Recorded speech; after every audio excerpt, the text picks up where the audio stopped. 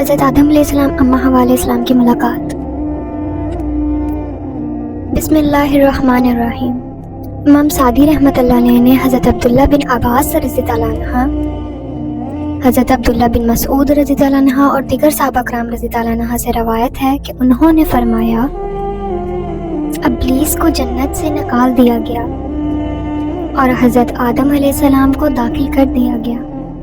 حضرت آدم علیہ السلام جنت میں اکیلے گھومتے پھرتے تھے، ان کا کوئی ساتھی نہ تھا جس سے تسکین حاصل کر سکتے۔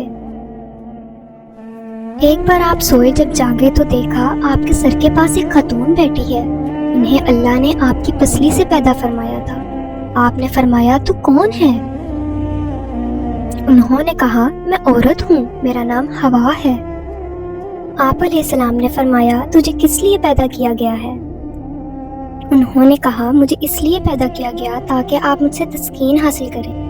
فرشتے جو حضرت آدم علیہ السلام کے علم کی حد معلوم کرنا چاہتے تھے کہ آپ نے کتنا علم سیکھ لیا، انہوں نے پوچھا، اے آدم علیہ السلام، اس کا نام کیا ہے؟ آپ علیہ السلام نے فرمایا، اس کا نام حوا ہے۔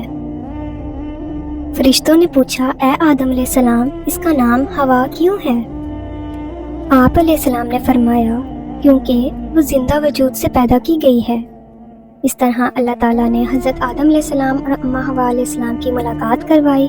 باقی کی کہانی ہم انشاءاللہ اگلی ویڈیو میں جانیں گے۔ جزاک اللہ۔